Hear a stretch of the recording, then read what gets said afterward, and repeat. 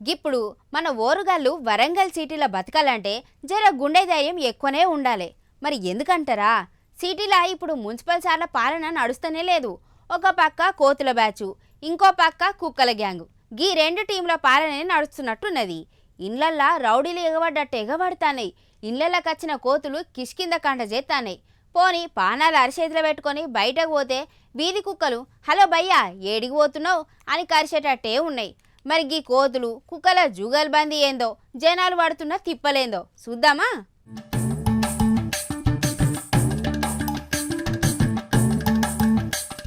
వరంగల్ జనాలు ఇప్పుడు ఇండ్లల్లా తాళాలేసుకునేది దొంగల కోసం కాదబ్బా, మన వానర సైన్యం కోసం. అవు మరి ఒక్కపారి తలుపు తెరిచిందా కోతుల గ్యాంగు ఇంట్లోకొచ్చి ఫ్రిడ్జులు కిచెన్లు అన్నీ సర్దుతాయి. ఇప్పుడు కాపువాడలో ఇంట్లో సొరబడ్డ కోతుల దండు చేసిన బీభత్సం అంతా ఇంత కాదు. ఇంట్లోనే తినుబండరాలు నిత్యావసర వస్తువులు అన్నీ చిందర వందర వేసి మమ్మల్ని అడ్డుకుంటారా అని ఉల్టా ఇంటి యజమానుల మీదకే ఉరుకుతానయి. పోని ఈ ముచ్చట భరించలేక బయటికి పోదామంటే గల్లీలల్లా కుక్కల లొల్లి చిన్నగా లేదు. ఎంత లేదన్నా రోజుకు 10 మంది ఆసుపత్రి పాలైతాన్రు. ఇక మున్సిపల్ అధికారులు అయితే మేము కుక్కలకు బర్త్డే కేకులు కట్ చేపిస్తున్నాం, కోతులకు కౌన్సిలింగ్ ఇస్తాం అన్నట్టు సైలెంట్గా చూడబట్టే జనాలు మాత్రం మమ్మల్ని కాపాడండి మొర్రో అని మొత్తుకుంటాన్రు. కుక్కలు కోతులతోటి బీభత్సంతో ప్రజలు భయంకరమైన ఆందోళన చెందుతారు. కుక్కలు రాత్రిపూట 11 తర్వాత అని మధ్యాహ్నం గాని గుంపులు గుంపులుగా ఉండి అరుపులు, ఎవరు కలిస్తే చిన్న పిల్లల నుంచి వృద్ధుల వరకు వదిలిపెట్టకుండా కుక్కలు బీభత్సానికి గురవుతారు. ఈ మధ్య కాలంలో చిన్నారి కూడా ఈ హన్మకొండ ఇక్కడ శాంపేట ప్రాంతంలో పీకడం పడితే ఖండ పోయింది. అనేక సార్లు సంబంధిత గ్రేటర్ వరంగల్ మున్సిపల్ కమిషనర్ కు ఇతర వారికి కూడా ఫిర్యాదు చేయడం జరిగింది. ఏ మాత్రం అధికారులు చాలా నిర్లక్ష్యంగా కోతుల పట్ల గాని కుక్కల పట్ల గాని వాళ్ళు చేసే విధులు నిర్వహించకపోవడంతో ఇంట్లుంటే కోతుల భయం, బయటికి పోతే కుక్కల బాధ. గిట్లా వరంగల్ సిటీలా మనిషి పానాలకు అసలు గ్యారంటీ లేదు పోన్రి. పిల్లగాన్లు పెద్దలు అని తేడా లేకుండా కుక్కలు రక్కి చేస్తున్నాయి పో. ఇంకో దిక్కు గీ కోతులు చూడుండ్రి ఇంట్లో జొరబడి ఎట్లా ఆగం చేస్తానయో. పాపం ఎంత సామాన్లు తెచ్చిపెట్టుకున్రో, పప్పులు దినుసులు ఎంత కట్టపడి పోతం చేసుకున్రో గాని ఈ పోతం అనబట్టే.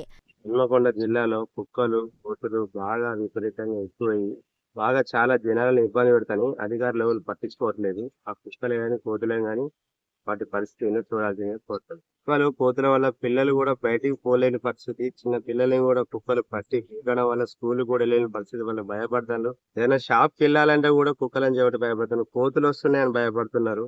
కోతులు డైరెక్ట్ ఇళ్లలోకి వచ్చి మనుషుల మీద ఎగబడి విచ్చి వెళ్తున్నాయి, అవన్నీ చేస్తున్నాయి. అవి కోతులను గాని కుక్కలు గాని అధికారులు పట్టించుకోవాలని కోరుతున్నాను. ఇదివరకు వ్యాన్ వచ్చేది కుక్కలకి కోతుల కోసం, ఇదివరకు అట్లా వచ్చినట్టుగా ఇప్పుడు ఏ వ్యాన్ వస్తలేదు, ఏం లేదు. కుక్కలు కోతులు బాగా ఎక్కువైనాయి. మున్సిపాలిటీ అధికారులు కూడా పట్టించుకొని కుక్కలను కోతులను కానీ వ్యాన్ ద్వారా వచ్చి తీసుకెళ్ళాను. అయ్యయ్యో పాయలు కదరా నాయన, అన్ని ఇల్లంతా నాశనం, ఉన్న సరుకంతా నాశనమై అయింది పో. మంద లోపలకు జొర్రి అందిన కాడికి అందుకొని పోయినాయి. గొంతులున్న సంచులు నింపుకొని మరీ అవతల పడ్డాయి. మొద్దు కోతులు వచ్చినాయి. ఆయంత ఇల్లంతా గుల్ల చేసినాయి. ఏం పాడో ఏమో పోన్రి.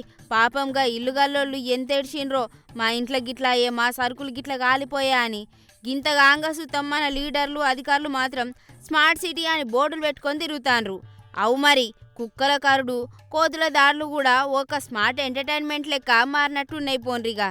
కానీ పెద్ద సార్ల జాప్యం చూస్తే కోతులు కుక్కలకే సిటీ రైట్స్ రాసిచ్చినట్టున్నది కదా. గీ కోతులు కుక్కలు చేయబట్టి ఇంట్లోకించి బయటకు రావాలంటే సుత శైల కట్టుండాలి, ఇంట్లో ఉండాలంటే సుతం కట్టే ఉండాలి, లేకపోతే డోర్లు బంద్ ఉండాలి, కిటికీలు సుత. లేకపోతే కోతుల గుంపు ఎప్పుడు ఏ కిటికీలోంచి ఊడిపడుతుందో ఎవరికి తెలుస్తుంది. ఇండ్ల సామాన్లన్నీ రోడ్డు మీద వారేసి రచ్చ చేసినాయి.